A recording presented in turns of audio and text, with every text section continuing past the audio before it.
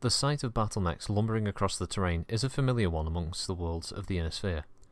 Nevertheless, the sight of an AS-7-D Atlas still manages to make even experienced mech warriors break out into a sweat and brings the bitter taste of bile to their mouths.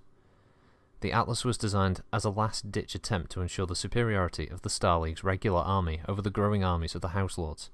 It was an understandable reaction to the Cameron Edicts passed from 2751 to 2761 by the High Council, which permitted the Five Lords to double the size of their personal armies.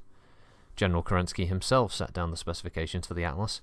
He said that it should be a mech as powerful as possible, as impenetrable as possible, and as ugly and foreboding as conceivable, so that fear itself will be our ally. Ugly and foreboding are two apt descriptions for the Atlas. Though some mechs might be taller and heavier, none have the Atlas's aura. Considerable effort went into making the Atlas's weapons as visible as possible, giving an opposing mech warrior plenty of opportunity to see that he is outgunned and to decide he's not being paid enough to die. Designers spent an entire year fashioning the head and cockpit to create a perfect merging of function and gruesomeness. The result was a complete success, and so mech warriors nicknamed the Atlas Death's Head. The Atlas was the first mech to mount such a large and devastating autocannon. Even though it carries only 10 rounds for its Class 20 AC, the mere threat of such a large autocannon is often enough to send some mechs scurrying. The weapon's only problem is that it lacks a cooling jacket and can overheat easily. The Atlas's long-range missile delivery system is a unique design. Upon discovering that 20 launching tubes wouldn't fit into the mech's torso, the designers decided to install 5 tubes with a feed system that can shoot 4 salvos within 10 seconds. The feed system is fairly reliable, and techs need only worry about shielding the ammo from heat emitted from the nearby reactor. Reloading is quick, as each missile tube system has its own ammunition clip. Completely loaded, the missile system can shoot 12 salvos of 20 missiles. The large aperture between the two missile systems may look like another weapon, but it is the omnicoupling where power and coolant cables can be attached to start up or repair the Atlas. The mech's armour is thick, and the forward torso and legs are especially well protected. Someone once calculated that if a battalion of Stinger mechs engaged an Atlas, the Atlas would retire for repairs an hour later, leaving only one Stinger still able to move. The head is roomy enough to support a small dish antenna, giving the Atlas limited surface to space communications.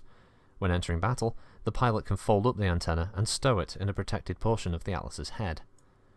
The 3 medium lasers and short-range missiles make the mech a good close-range fighter, while its internal structure gives the arms and hands enormous power. This has created many horror stories concerning Atlases and their ability to pick up medium-sized mechs with one hand and fling them to the ground as though they were mere toys. The main drawback of the Atlas is its slow speed.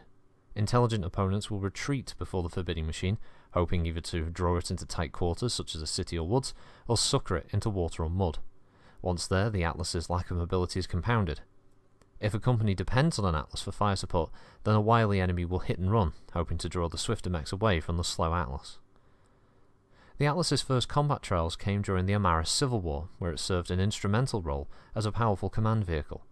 Though General Kerensky is well known for being the one who kicked down the palace doors of the usurper in his Orion, it was his close friend Aaron de Chevalier who, in his Atlas, weathered the storm of enemy fire and breached the protective wall surrounding the complex.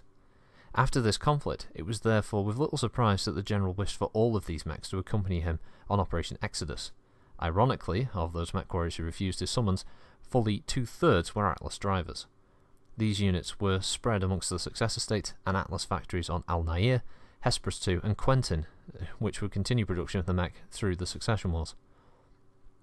Most commanders were loath to tamper too much with such a successful mech, but the recovery of the Hell Memory Core resulted in a number of ancient designs being updated with lost tech, and the Atlas was no exception. The new AS-7-K model was released in 3049, just in time to fight off the clan invasion. The Federated Commonwealth also briefly began production of their own model, the AS-7-S.